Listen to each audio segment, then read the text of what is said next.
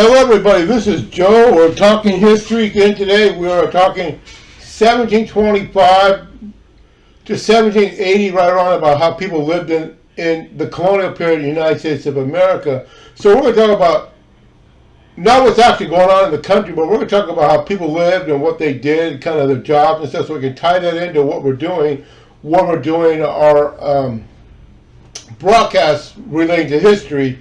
You know, about the Tea Party, the last Act, and stuff like that, and Navigation Act. So let's get started. As you know, my name is Joe. I'm a historian, and I'm here to help you guys learn a little bit of history. Let's get started. I have this photograph here on the screen here. If you take a look at it, within the screen, you're going to see how people live. This picture is drawing paintings from 1720 area, 1725 to 1730. Now, I'm not sure if this painting was drawn at that time or it was created based on that time period. So what we're looking at here is, look how people dress. The men, see the men's hair, how they were styled, the clothing. Remember, back in those days, clothing was made by hand. There's no machinery, nothing like that. Sewing machines didn't get invented until over 100 years later in the 18th century. They did have weaving machines and stuff like that to separate yarns and wools to create the product. But most clothes, if you look at the style of them, like the lady on the right, with the red cap on, the red hat on, and the white in front, there's a basic clothing styles that these people were wearing at the time. So when you look at the people, how they dress and how they live, they use certain colors because of the yarn and the styles and dyes and stuff like that. So they use certain colors and certain techniques. Now you're going to see some people that are going to have more elaborate clothes, like the lady in the middle and the one behind her. How her dress is designed a little better, and so you can see the fashions at this period of time and how people live.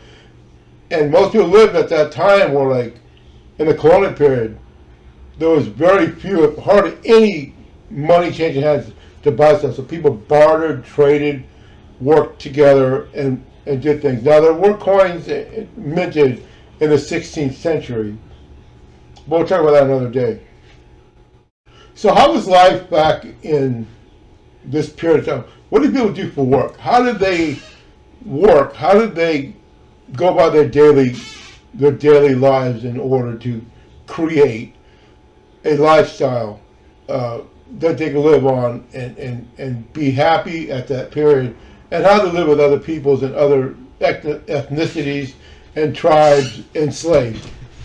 So back in these period of time, you got to realize that the colonials came into America from England. Now there are others came from other parts of the world. Some came from India, the West Indies that came in there during the slave trade and all that stuff. Some came in from other parts of Europe, but most came from under the British Crown. Okay, so when they came in here, they were citizens of Britain under the King. Okay, King George II, if I'm not mistaken, or the first. So they came in, they were subjects under the crown. They're in America, okay? Now, America was coined in 1573, if I'm not mistaken. I forgot who named the name America. I know it was a Spanish explorer from Spain, and it wasn't Columbus, but I'm not sure it was. But I have my, I always talk about my books out here. I have my familiar quotations here. If I remember the person's name, I'll look him up and he'll tell you the exact quote. But he's the one who created and named America. Before United States of America, he coined America. And I'll have to look for that quote in here. So we're in the 15th, 16th, early centuries, and people are coming over, not 15th, but early 16th century. People are coming in here to the United States or America at the period of time, and we're living the style of life that we lived in the 16th century. Most of it is the same as in the 70s. Yes, there's big technology improvements, but not enough to really make a big difference here. Okay? Now you go earlier, you got the cotton gin, the other stuff, these other inventions, you know, the reaper, and things like that invented for farming later in the future. But during this period of time, people lived their lives the same as they did 100 years ago, but things have changed, like the clothes, there's been obviously changes. So how did people live? What did they do? A lot of them lived on the farm, okay? A lot of them lived on farms, but not the farm you're thinking of, like large farms. There were some large farms, but they lived on small areas. That they had their own farm to live on. They didn't have money to pay too much. They did have taxes, if I'm not mistaken, from the king of England, but not as much as you would think it would be. It wouldn't be too much, unless you had a big plantation or something. You know, big, huge plantation of large stuff to travel and bring in and out. The requirements that were required to go into England, like tobacco, cotton, stuff like this, they would use the slave labor. But that's what I'm talking about. Excuse me for stumbling on a little bit. I think and talk at the same time. So what we're looking at here is people during this period of time, they didn't live lavish styles, very, very mundane, easy lifestyles. Their life was, as any particular person, a farmer would be, but not a farmer to actually work a farm and live it. Okay? So their life was somewhat difficult, but somewhat prepared, because here's the thing is, we have it easy right now. In 2025, we have it so easy. I was talking to somebody today and asked them, how many popes have there been? I can go on my cell phone and take like 2 minutes and find a list of 260 plus whatever popes there are.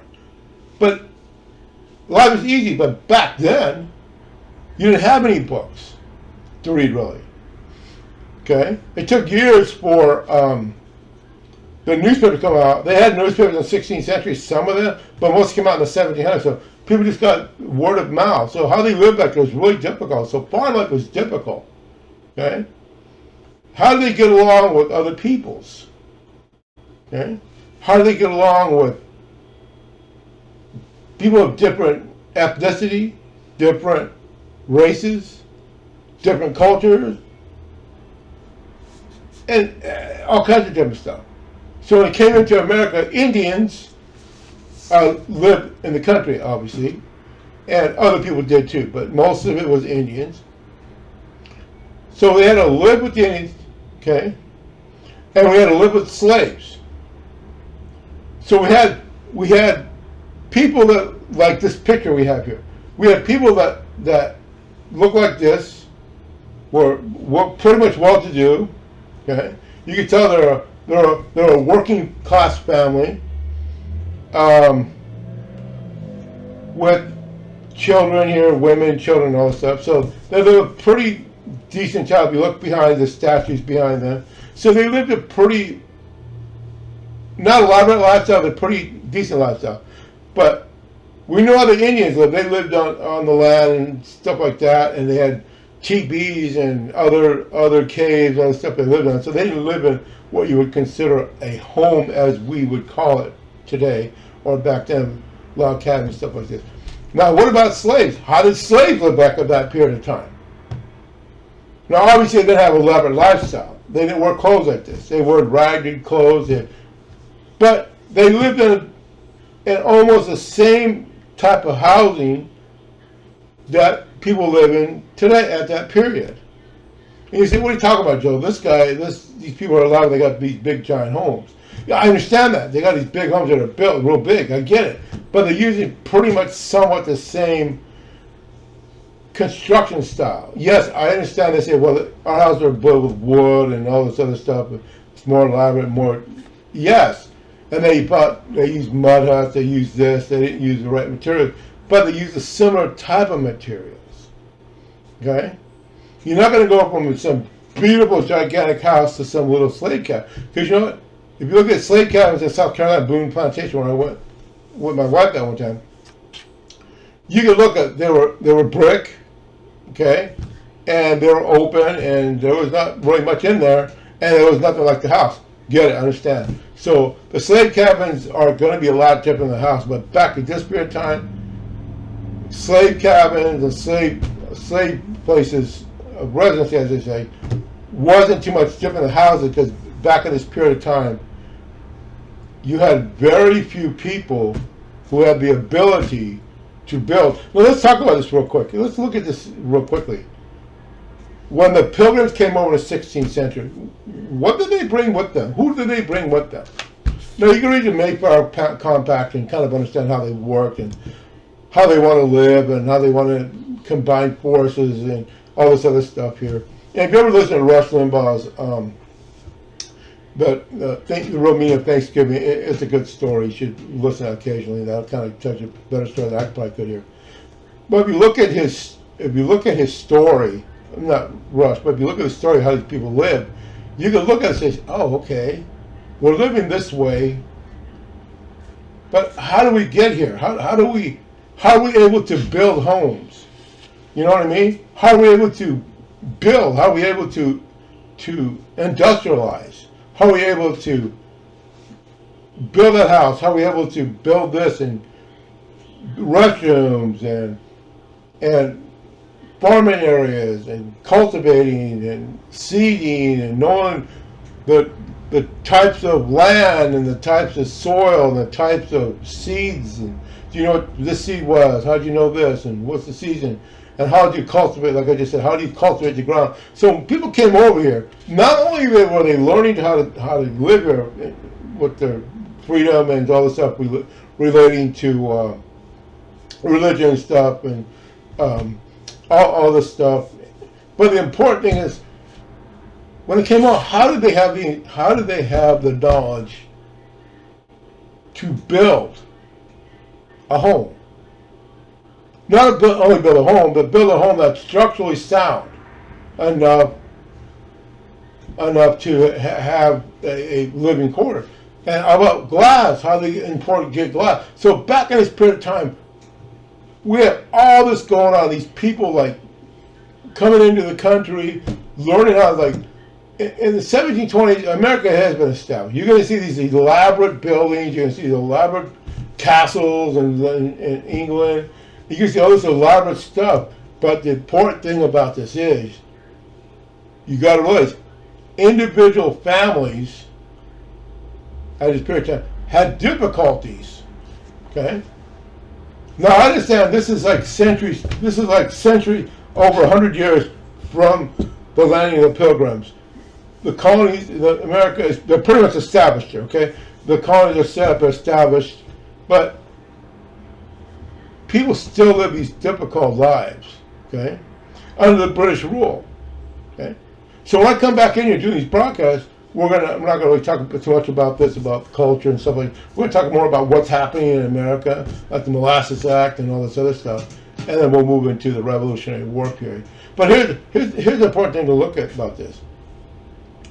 When you look at the types of jobs people have, like there's seamstress, things like this, hatters, black masons, blacksmiths, people like this that were doing these difficult jobs.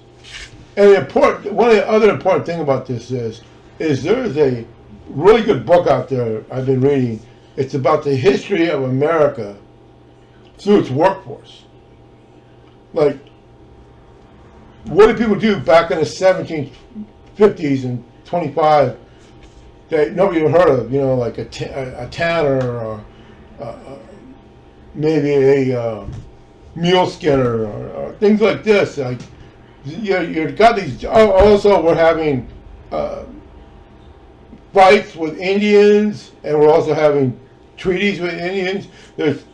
So all this stuff is going on, and people doing these jobs here, like they're working, doing these jobs. So life in 1725, around that period, was not only was it somewhat difficult for people to live in, but it came to a heading of how America was growing apart from the colonies.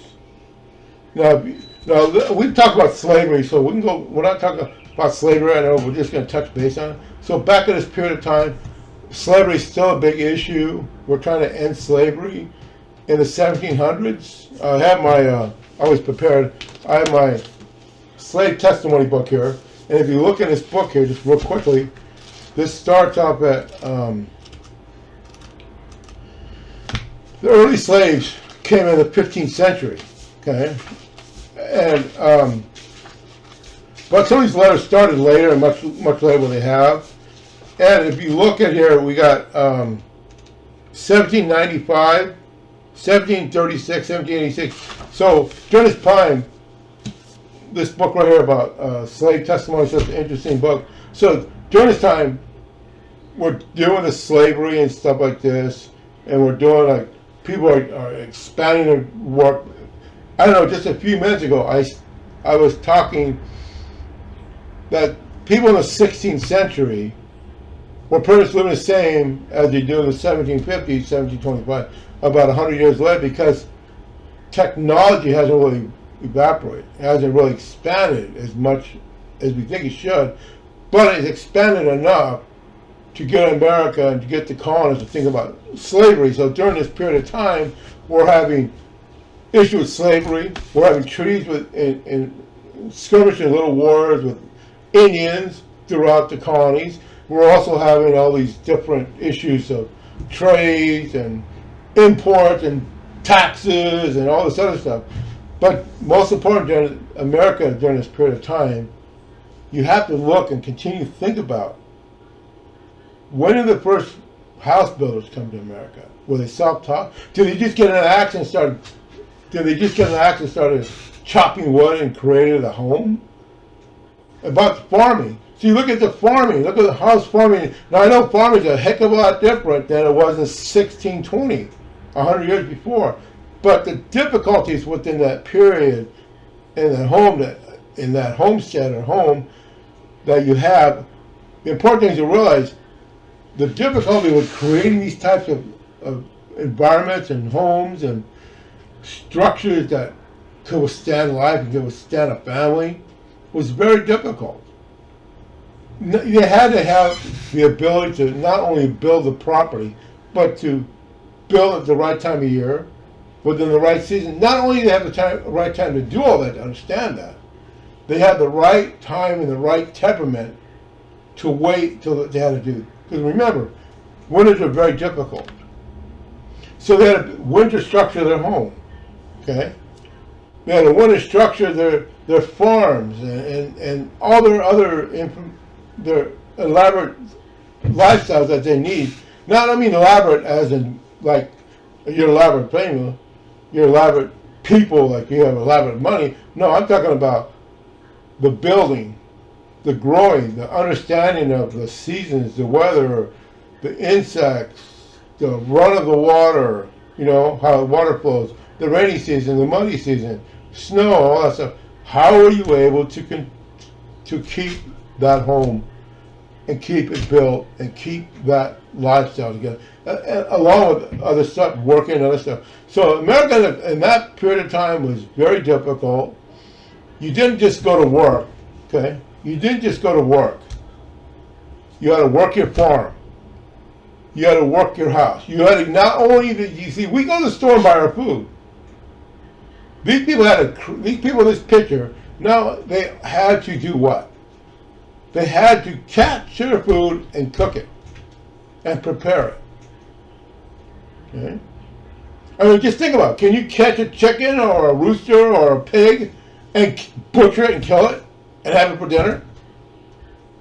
I mean, can people do that? Of course, can they? Yes, of course. But here's the thing.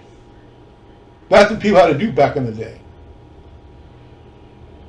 People had to kill their food to eat it.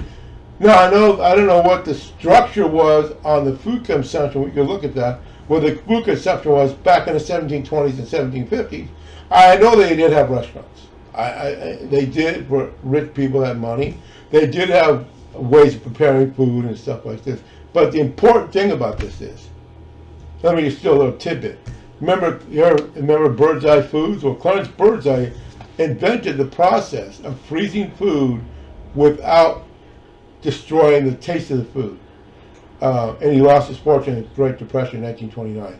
But that didn't happen until like hundreds of years of the process of freezing food. You had to salt it, you had to pack in salt and other materials to save the food from spoiling, rotting.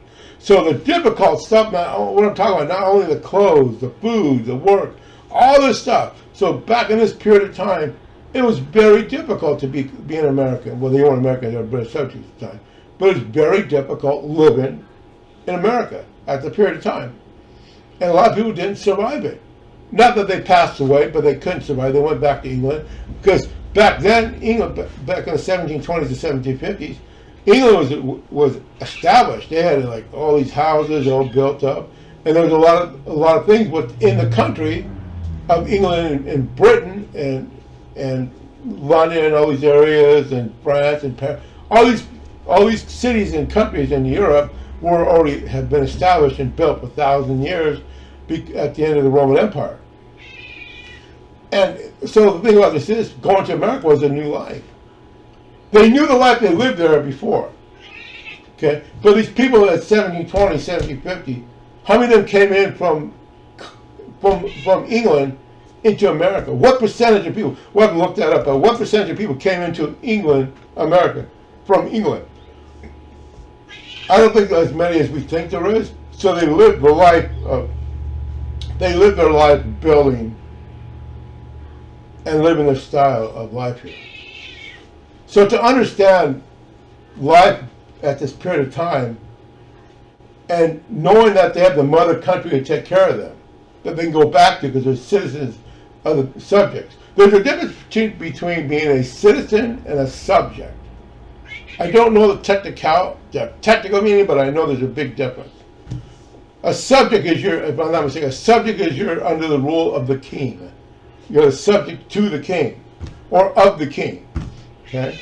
And the other ones, you're under a president like we are now. So the important thing to realize is these people in this picture, because they've gone back to England, or were they in England? Or are these people real, or they were created? Okay? How was life back in the time? So, and this is the early period, 1720, 17. Who do we have? We have John Adams. All the founding fathers are young at this time, are getting older, but they're still young. You know, Benjamin Franklin, John Adams, George Washington, Henry Clay, Lewis, all these founding fathers, or these subjects of British subjects. John Jay, all these guys, they're all young here. John Jay, the first Supreme Court Justice. You know, Hamilton, Burr, all these guys are young men at this time. You know, and they're forming a country, and we're at this period, our country's like growing like this, being held back and growing like this. You know, and how people, and right now it's like how people lived and what they did for work and how they lived, and we still have it's polling people here now, you know. So the difficulty at this period of time is like we're like this, pulling each other apart. We're pulling the country from England, like we're pulling from each other. British subjects versus want to be free from that stuff. Because this is when it came in with the Molasses Act and all these navigation acts from the 16th century, the Stamp Act about 20 years later, the blockade. So all this stuff here is like we're living the style of life here. We're trying to establish a style of life, but also we're like pulling away. And one of the most important things to realize, not only about this picture and these people here, is you've got to realize that we evolved from this period. Everybody's evolved. Somehow or another in America, we evolved from these centuries and centuries ago and all these happenings. So you look at oh man, look what they did. So we study this and we look at this. Man, that is an incredible life. And like we just had the funeral for the Pope last night, and the Pope's been around since 1,000, 1,200 years. So they're doing the same thing we did 1,200 years ago when the first Peter until now, it's pretty much the same process. I know it's different during the period, but it's the same process of getting a new pope and how the papacy evolved. And you could look at it and watch it and study and read how it evolved. It's the same thing about people, you know, how people evolved and how countries evolved and all that other stuff. So I want to say thank you for listening to my video today. So we're talking a little bit generic about how people lived and what they were doing, the difficulties and all that other stuff. I appreciate you guys, and I thank you so much for watching my video. And please subscribe. I thank you. Have a great day. Thank you.